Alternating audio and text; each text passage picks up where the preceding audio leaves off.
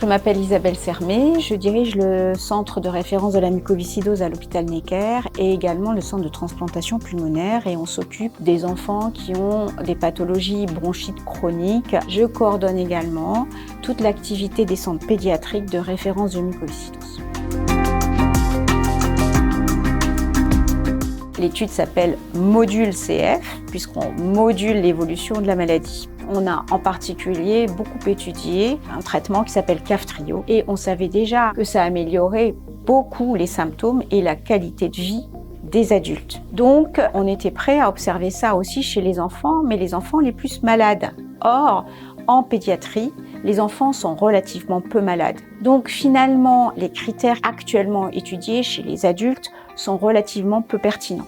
Donc on a pris des critères différents des adultes. On a d'abord recueilli les symptômes quand ils en avaient, mais on a aussi étudié le souffle de façon un peu différente des adultes. Les tests de souffle sont souvent normaux chez les enfants. Donc on a pris un deuxième critère qui était l'étude systématique de leur sécrétion bronchique. Et le troisième critère, c'était un critère assez innovant qui était l'étude du scanner pulmonaire pour savoir si ce scanner, dont on savait qu'il avait des anomalies, alors même que les enfants allaient bien, pouvait montrer des réparations bronchiques.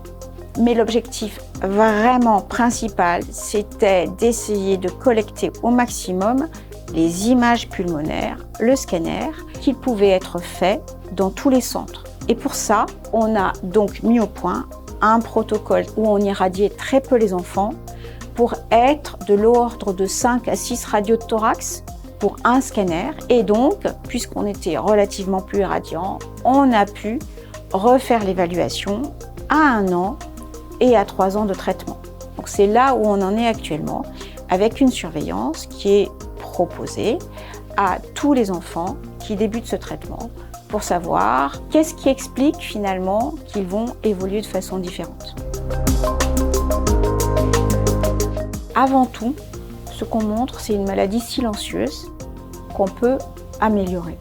On l'a découverte d'abord dans les tests du souffle. Ça se traduit aussi dans les tests de qualité de vie.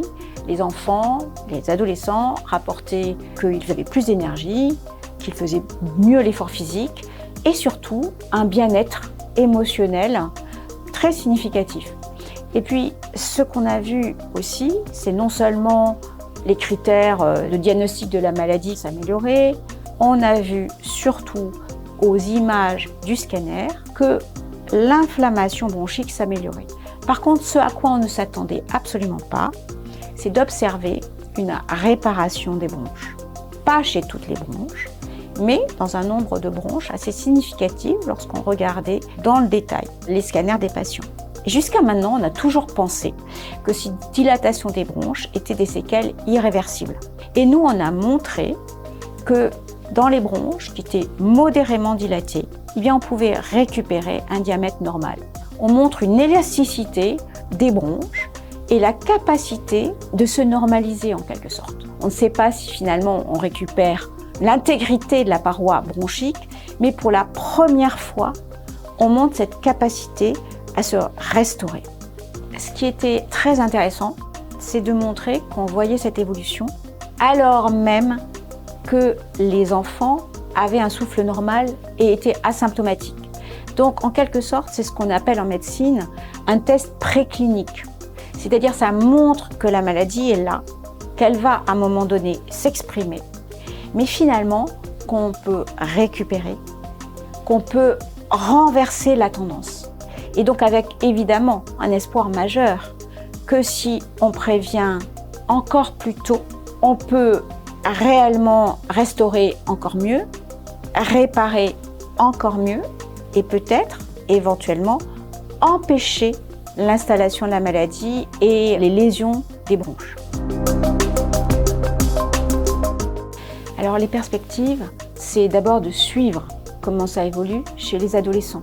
Beaucoup de bronches vont se normaliser, l'inflammation diminue de façon importante, donc c'est un profil de réponse très positif. Donc on veut savoir si ça va continuer à s'améliorer ou si finalement on a atteint le plafond de la réponse. Et puis surtout, la vraie perspective, c'est les plus jeunes, parce qu'il faut absolument étudier comment ces enfants réagissent. Ils ont déjà des anomalies, on le sait, sur une étude en cours. Moins d'inflammation, mais elle est là.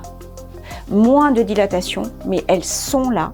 On a déjà des indices dans cette cohorte plus jeune que les bronches se réparent, mais on veut savoir si elles se réparent plus, on veut savoir si elles se réparent mieux avec moins d'inflammation, et on veut savoir surtout si sur une petite fraction de ces enfants qui ont très peu de lésions, on va pouvoir éviter l'installation de la maladie pulmonaire avec en quelque sorte le rêve, mais qui est peut-être en train de devenir réalité, que finalement on fasse le diagnostic génétique de mucoviscidose, mais que finalement la maladie ne s'exprime pas.